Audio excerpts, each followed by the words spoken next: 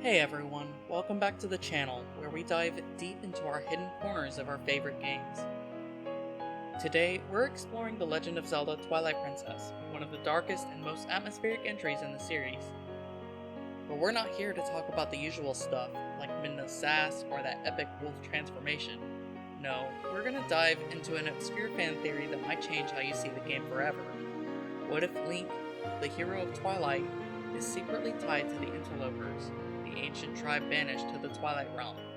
Stick around because this theory gets wild. If you enjoy this kind of deep lore, hit that like button and subscribe for more. Let's get started. To understand this theory, we need to go back to one of Twilight Princess's most cryptic moments, the Interloper War. In a haunting cutscene, Linneru, one of the light spirits, tells us about a group of sorcerers called the Interlopers. These guys were obsessed with power and tried to seize control of the sacred realm and the Triforce using dark magic.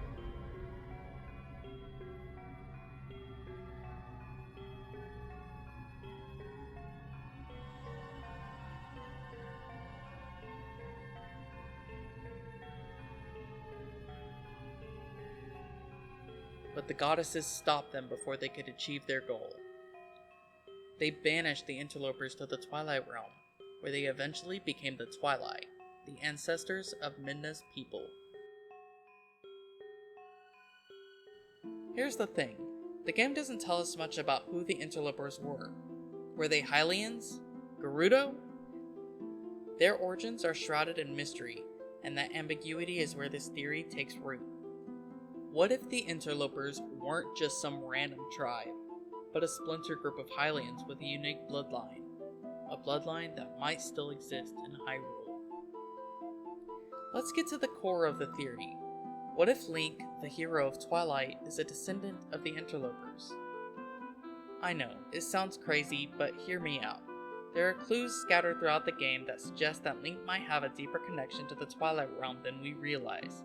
And it all starts with his ability to interact with the Twilight in ways no one else can. Think about it. When Link first encounters the Twilight, he doesn't just fade away like other Hylians who turn into helpless spirits. Instead, he transforms into a wolf, a sacred beast, according to Midna. Why? The game suggests it's due to the Triforce of Courage, but what if there's more to it?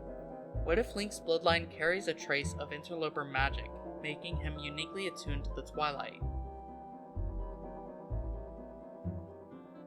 Let's break down the first big clue, Link's wolf transformation. The game suggests it's due to the Triforce of Courage, but it doesn't explain why he specifically becomes a wolf. Wolves are rare in Hyrule's lore, but they're deeply tied to the Twilight Realm. Midna calls Wolf Link a divine beast, and the Twilight Realm is full of bestial imagery, like the shadow beasts. Now consider this. The Interlopers were master sorcerers. What if their magic allowed them to shapeshift or take on animal forms? Maybe Link's transformation isn't just a Triforce quirk, but a dormant Interloper trait in his bloodline, activated by the Twilight's influence. It would explain why he's so comfortable in the Twilight Realm, navigating it like he belongs there.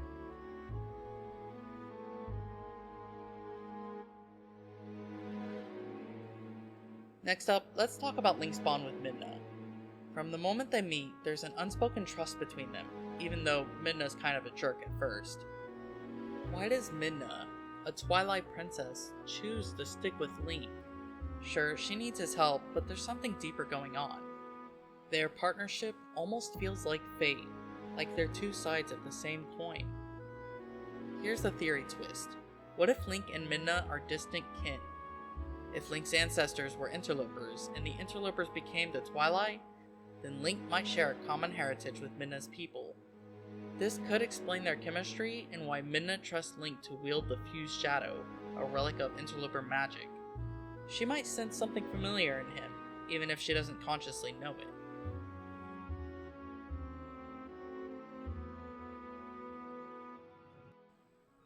Another piece of evidence is the Mirror of Twilight itself. This ancient artifact is the only way to travel between Hyrule and the Twilight Realm. and it's tied to the Interloper's banishment. Only a true ruler of the Twilight, like Midna, can use the mirror to its fullest potential. But here's something interesting. Link can interact with the mirror too. He's not just a bystander, he's actively involved in its restoration and use.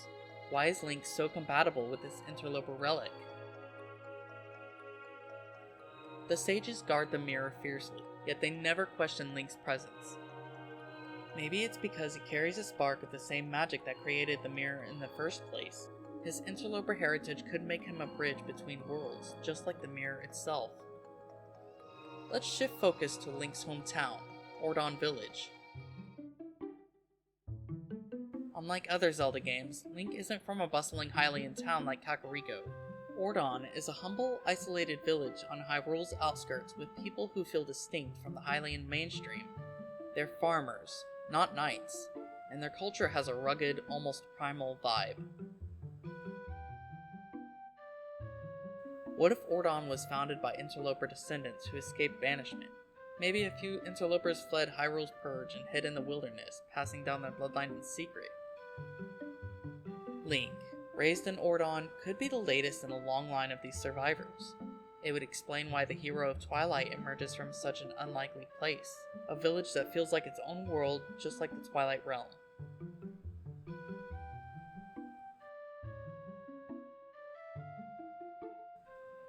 Now let's get to the juicy part. If Link is an Interloper descendant, what does that mean for his role as a hero? Twilight Princess is a story about balance, light and shadow working together. Link's connection to the Interlopers could make him the ultimate symbol of that balance.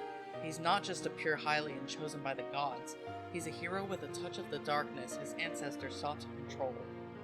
This also adds a tragic layer to his story. By defeating Ganondorf and saving both worlds, Link is indirectly upholding the goddess's punishment of the Interlopers. It's like he's destined to erase his own history to save Hyrule. Talk about a bittersweet victory.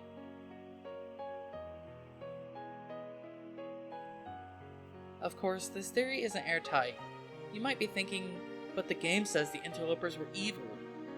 Lanayru does paint them as power-hungry villains, but history is often written by the victors. Maybe the Interlopers were misunderstood. Or maybe only some of them were corrupt, while others were just caught in the conflict. Another counterpoint is that Link's wolf form could just be a gameplay mechanic, not a lore clue. But Twilight Princess is so deliberate with its symbolism, light, shadow, hero, beast, that it feels like there's more to it. The theory doesn't rewrite the story, it just adds a hidden layer to Link's identity.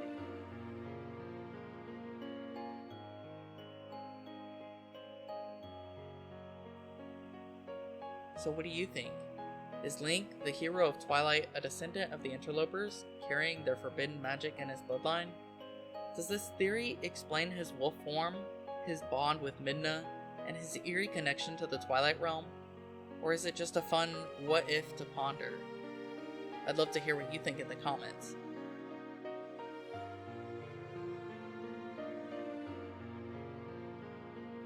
If you enjoyed this deep dive into Twilight Princess lore, give this video a thumbs up and subscribe for more obscure fan theories.